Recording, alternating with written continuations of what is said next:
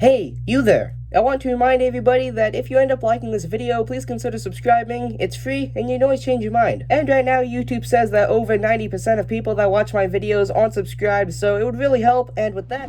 Hello everybody, I'm Joel Homie, your guys' host for another great episode of the Joel and Misha series, Gaming Thursday, where today we're jumping back into the great universe of Fallout 4, and today I'm going to be showing you guys another building that I've constructed in Sanctuary in Fallout 4. So the building that you can actually see behind me is my main power building. This is the building that houses all the generators, it houses a terminal, it houses a firework mortar, the siren, it houses all of the dishes to send out signals to new settlers, all of that stuff. And I'm going to show you guys how I built it and everything that I have in it today, with Ada walking in front of the camera there. But anyway, so I'm going to go ahead and jump into first person, and I want to just go straight into this, starting at the front. So as you can see, the rest of the settlement is currently turned off, for lack of a better word, as I do have a set of switches that I will explain later that are on the top of the building. And at the very end of today's video, I will set off the fireworks show that actually takes place with all of my buildings that I have here in Sanctuary, with my factory, my trading district, my barracks, my personal building. Everything here will turn on and all the fireworks will go off, and I'll show you guys at the end of today's episode as we move to the top of the building. So as you can see here, one of these two spotlights is currently turned on. That is because this spotlight is actually attached to the wire that goes to the rest of the settlement, which is currently turned off, so that one is not functioning at the moment, but that one is, but usually there would be two. And then this is actually constructed out of the walls that you can actually get from the Far Harbor DLC, which actually, if I go ahead and get into the building here, you can actually see that if I go to one of the Far Harbor pieces here, actually, excuse me, this is actually from either Wasteland Workshop or Far Harbor, I believe, one of the two, but these are actually the walls that you get. They're actually taller than the normal walls that you get from the vanilla game. As you can see here, they're actually taller, not by an awful lot, but they are indeed taller than the normal ones. And then I have a door right here that has power in red with some of the lights from Wasteland Workshop, and then we go ahead and open this up. If I go ahead and lower my gun, I did not mean to bring that out. So in here, this is the first floor where we have more of the flooring and the stairs from the same sort of Far Harbor DLC building pack that you get. And all of this is the generators that runs this entire settlement. So as of the moment, I only have one turned on so that this isn't absurdly loud, and it's just enough to run this building alone and a little bit of stuff outside, as you can see here. Now, the reason that I said that half of the settlement is currently turned off is because the set of switches that I have up there, basically, while I'm building something, I like to do sort of grand finales when something's finished, and I'll do that fireworks show that I talked about, and I like to do that while keeping all of the necessary things on. So this side of the settlement is powered separately from that side, so this side still has most of its power turned on. Of course, because I deactivated most of the generators, it's not all powered, but this is the necessary things like defense. We have a bunch of other things like the water generators and necessary things that actually supply happiness to the settlement, so I currently try to keep those on at all times possible unless it's absolutely necessary to turn them off. But anyway, walking back inside here, as you can see, this is sort of done in aisles so that I can walk down in case any of these like maybe get damaged or something like that, in case of like maybe an attack. Although that doesn't actually happen too often, let alone any sort of enemies actually get into buildings like this. And then I just simply have a door that's sort of with this chain finish going over it, which is what I use for all my buildings. And then walking up the staircase, this will be another generator floor, but as of the moment Sanctuary does not pull a massive amount of power, excluding my factory, so this is currently still empty, but eventually this will just look like the first floor with a bunch of generators, and these are just spares that I had, so I placed them here. And then the entire thing, or the entire building, does have the wiring going up through the staircase, as you can see here, using a little glitch so that I can actually get this to sort of go through the floors a little bit. So what I actually have done just is attach the conduit to one of these boards, and then once you do that, you can just simply connect the wire to the conduit and then move the board anywhere, and then the wire will just phase through anything, which is a really nice glitch to get around some of those weird limitations for the wire not being able to go through things. And then moving to the third floor, as you saw on the first and second, this entire building is lit with all of the lights, although I don't have fans, these are just normal light bulbs. And then this is technically speaking the third floor, but also the roof. This is a style that I've never done before, because I mentioned this in a recent-ish video that I did probably about a month ago now, where I actually stated that I've actually been building Sanctuary in a very similar format for quite a couple years now on different versions of Fallout 4, going from console edition to different versions of PC, and all kinds of stuff. I've been building Sanctuary like this for quite a while, but I never had access to the DLCs before, but now I do. So due to that, I now have a bunch of things like the Robot Workshop, which sits up here in the corner, and then up here I also have the sort of a recruitment beacon. I have the siren that I can turn on and off, and then here is that system of switches that I talked about that I will discuss in just a moment.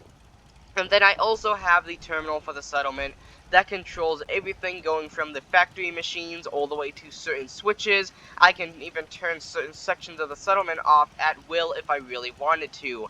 And then the reason that I sort of say this is the third floor and not only the roof is because due to the length or sort of like the height of these walls, I was actually able to connect another sort of half wall to build this sort of enclosed area up here, which makes the building appear taller.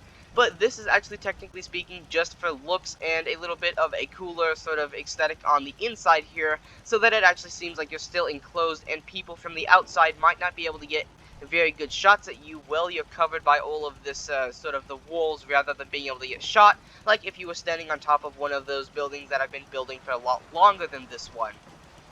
And then due to me having these sort of walls, I thought it'd be cool to build sort of like a walk. So as you can see here, this is sort of just like a little boardwalk that goes around the building, so you can overlook the robot workshop, you can access the radio recruitment beacon, and then you can get to all of these wires in case anything happens or I need to rebuild anything like that. This is also where those two spotlights are attached through a couple of different conduits, as they wouldn't actually connect through the railings.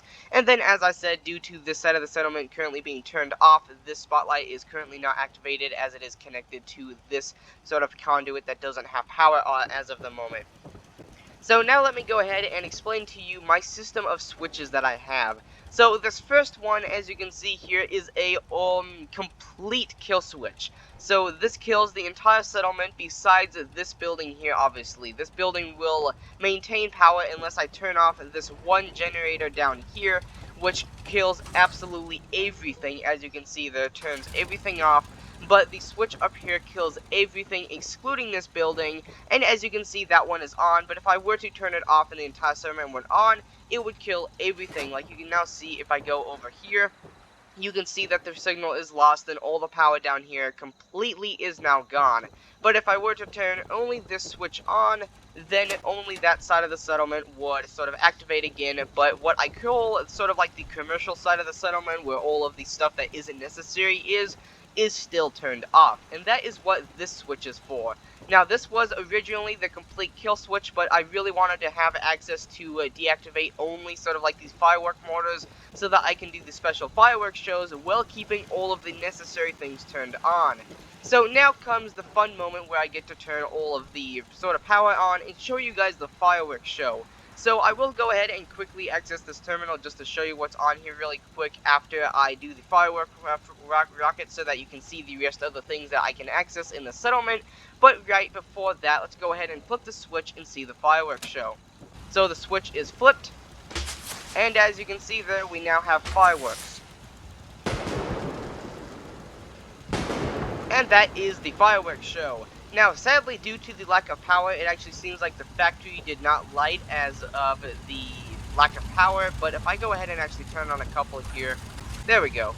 So you can see them igniting there. That was actually just due to the lack of power, but usually all 5 of my buildings would have their fireworks lit off at the same time. And the way that I have it done is, as you sort of saw earlier when I looked at the mortar on this building earlier, is that this building actually had 2 fireworks placed in it.